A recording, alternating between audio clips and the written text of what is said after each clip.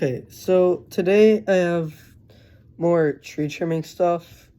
I drew a tree, of course, to show the tree trimming stuff. And I put good branches, bad branches, and a whole lot of other things like roots, bad roots, and some other stuff. So I'll get right into that. Okay, so this is the tree.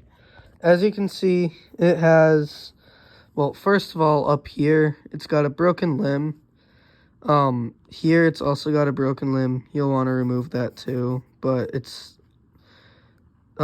this limb is really big right here. But I'll get into the cuts in a moment. Here. So as a whole, here's the tree. Goes from there up to here.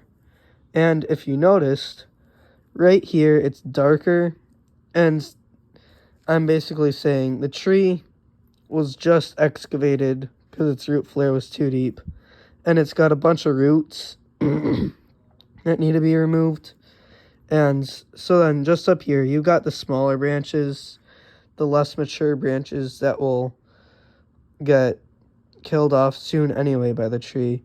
So you trim these off because they're crossing into other branches and they make the tree look a little funny, but really what they mainly do is they're gonna die anyway, so that would lead to decay.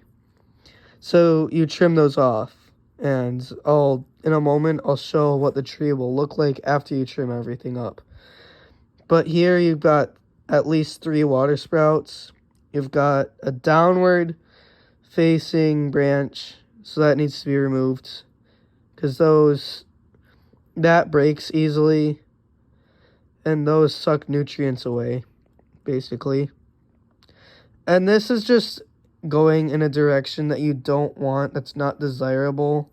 And so is this, because you're trying to keep your tree compacted, at least more. Then here, this is a water sprout, basically. It started its life as a water sprout, and it's crossing into these branches up here. So you want this to get removed. It's also a competing leader. It's trying to take nutrients from up here to down here. So as we go a little lower back again, you have 2 water sprouts again that you want removed. And here is a branch that's gonna cross up here eventually. And then here, this branch just goes way off. I don't even know where. So you want to get that trimmed off. It's also a bad union, so that's also why. And that will help retain the shape of the tree. And hopefully, the tree will send a new shoot here to even out the wood pattern and help the tree to have a more balanced crown. Because this is also getting removed because it's a lower limb. So as you go up again, you notice that right here is a very bad union. But it's a big branch, so you can't do too much to get rid of it.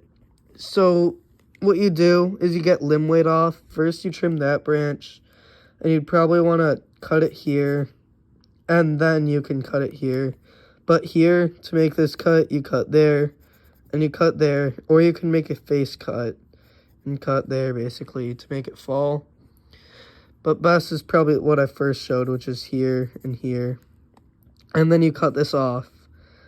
So this is basically a reduction cut, and it takes a lot of limb weight off. And this is another branch that you want off. It'll basically just make this branch the only foliage on this. And what you want to do is it will make new shoots. So you just want to keep those small, and the tree will grow in size enough to where when you cut this off, it won't be that big of a deal. But it's not there yet, so you just keep it until you can actually trim it off. So here you trim that, and I already talked about there. You trim that off because that just it's kind of starting to cross over. And up here, you have this dead, broken limb. So you cut that off, and this will become the new secondary leader, because up here the tree's getting tall enough to where you are okay to have like this many different branches and stuff. But here, you don't really do anything over here because it'll be small enough. So you just leave that as is because you don't want to prune too much. You do not want to do that. So I'm going to erase all the branches that need to get removed, and I'll redraw the crown, because right now the crown goes from here, goes up, goes down, and there's also this pocket right here. So I will erase all the bad limbs that you don't want, and I'll be back. Okay, so I'm back. The tree has been trimmed. It looks like this from top to bottom. Get a big view. And as you can see, it's a lot thinner. But let's start at the bottom. The bad roots are gone. Your tree will have better root flare. So it will be able to provide more nutrients to the areas that experienced a lot of damage. Like here, it lost this branch, and it's got rid of so many of the bad branches. So over here, you got this trimmed, you got that trimmed, and the crown is very much thinner than it was. So now what you want to do is stimulate healthy outward growth. So you would probably want to trim later on up here to help it to grow out. And here you cut this off because this was crossing and it was a bad union. So eventually this is going to get removed. And that will be a pretty major effect on the tree for a while. But your tree is a lot thinner, so probably new growth is going to stem here. Now, what you want to do is to just regularly prune this to keep it small. This is eventually going to grow into a branch growing out here, but you may not want that. So I think what the best option would be to let this branch fill in the gap.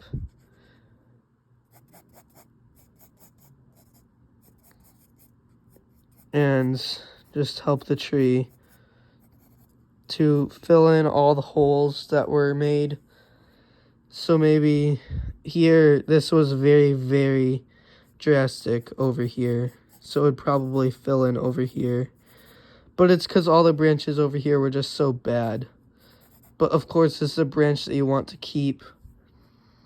So it would send out a new shoot, and it would grow there, and that would push the canopy out, and it would probably look a little more even. So already, it would start to look better. And then here, it would send a new shoot. And if it sent more out here, you just want to trim those and keep those down. So then that would move your canopy to look more like that. And then that would grow up and out and push the canopy out. This is all going quick, but anyway, here would probably grow up, and that would probably be a water sprout, so you'd want to trim that off. And if you got a smaller branch, then you'd want to keep that branch and help it develop. And here, you might get a branch off from here. You'd want to keep that. And basically, this branch, you just keep thin prune backward and backward, I guess. Well, I don't know if that's the best. You just keep it small, and if it develops any, like, branches down here, keep those. Do not prune them, because you're keeping this thin. And you just prune this to keep it small here, and then this will take over its place. And you just prune backward and backward until the tree is wide enough, it's like that big, to properly withstand that kind of cut, and it will recover quickly. So that's pretty much it. And there is the whole tree, so you can get a good view. And goodbye.